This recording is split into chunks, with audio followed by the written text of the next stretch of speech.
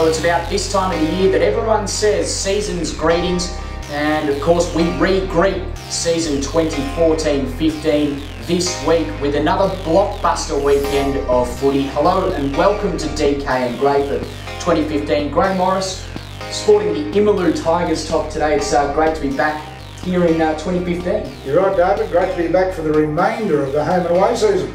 Some big games coming up this week, but let's backtrack to last week, and I want to talk in particular about the Tiwi Nightcliff game. This was a big aberration for the Bombers and for Nightcliff as well. Well, yes, I did that game with you, David. I remember the Tiwi kicked 17 of the last 20 goals. It was amazing. It was an incredible turnaround, Gray, but what I want to talk to you about, or what I want to question you about, was it the Bombers' fall or have Nightcliff slumped?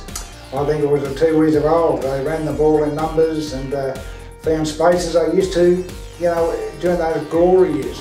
Let's have a look at some of the vision now. Let's roll the tape on this classic piece of play from the back line. We see Dion Munkara with a really good tackle on the half back line, and now they switch play. This is classic Tiwi Bombers. They switch play across to the grandstand side of the ground, and then if we just stop the vision here with John O'Mullins with the footy, we can see so many open players here, Gray, and of course after that the rest is history. They go over the top and they end up kicking a goal. This is the type of thing that Damien Hale must have been ripping his hair out after the game. Yes, and the Tiwis do it very well, as we saw the other night when they kicked all those goals. They did it on a regular basis when they won the flag back in 11-12, so who knows, maybe we've seen the real Tiwi Bombers. Well, Gray, that takes us to our first game of the weekend. Waratahs taking on Tiwi. Well, after the second half, you'd back Tiwi in this game. Waratahs, any chance? Well, they've got to be a chance. You'd think they would have done some homework during the off period, Waratahs, but gee, they've lost 11 in a row, and to go into a game against a Tiwi Bomber side that's just come off kicking 24 goals themselves, very hard to see Waratahs win.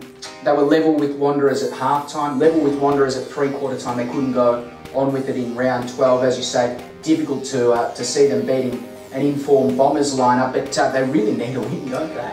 Well, they do, and they'll certainly be working hard to do it. I know that Tim Wetherell's desperate to break his drought. Remember, he hadn't coached a win yet. He missed that round one game against Palmerston when they did win, so you never know, but gee, I think the Tiwis are on a roll now, and I see with interest they're only a game out of the top 5 as well. Interesting to see whether that game shapes the, I guess, bottom half of the ladder, in particular the top 5, but two teams that are firmly entrenched in the top 5 at St Mary's and Southern Districts, and they face off this weekend, Gray. I reckon this could be an absolute cracker. Well, turn the clock back about a month, and Districts beat St Mary's out here at the same ground. They started slowly against an inaccurate St Mary's and knocked them off after I think 2 or 3 close shaves in recent years.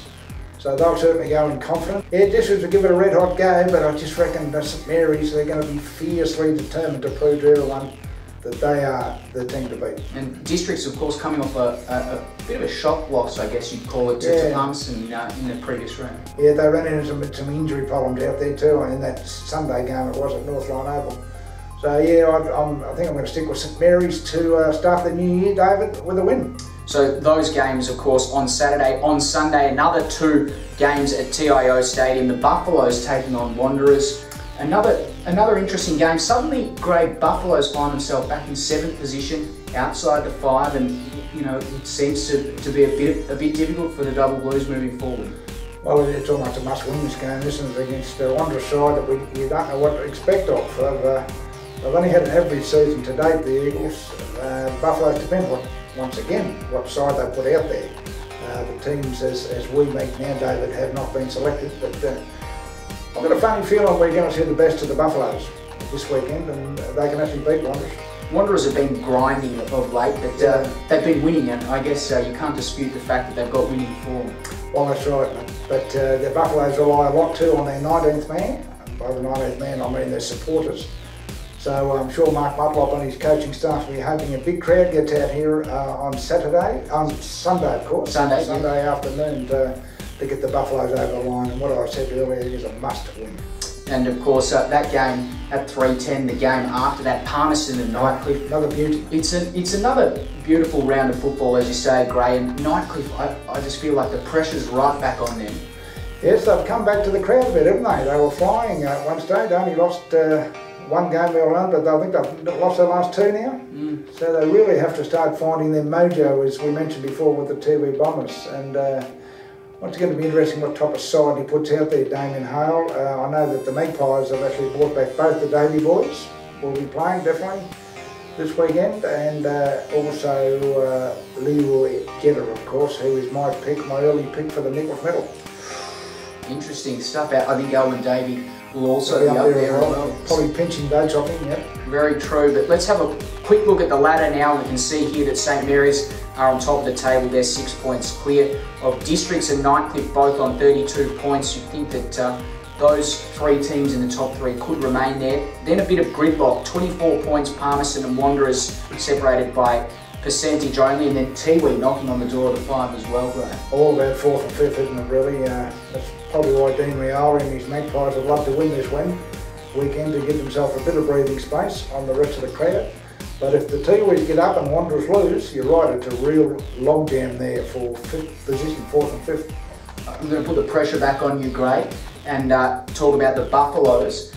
Last week or before Christmas you mentioned that you think the Buffaloes are going to make the 5. You still stand by that? I still think they can. I think Mark Mottle's got a couple of tricks up his sleeve yet, and of course the number one trick is to produce his best side on match days. And the only problem with the Buffaloes, of course, is you just don't know what to expect with them, but if he can get his best side out there this week, I know he's been working hard. I know he's not coaching, he's been suspended, of course, but he'll be working behind the scenes to make sure they get their very best side out there this week, because if they lose this one, it's all uphill, as you said earlier. Certainly is. Another huge round of footy coming up this week. Round 13, make sure you get down to TIO Stadium Saturday afternoon and Sunday afternoon. If you can't make it to the footy though, of course, we've got Super Saturday on AFL NTV, so make sure that you jump on the YouTube channel, youtube.com/AFL Northern Territory, for all the details. But from us here today at DK and Gray, hope you're coming to the footy, and hope you have a great time at the footy. We'll see you next time.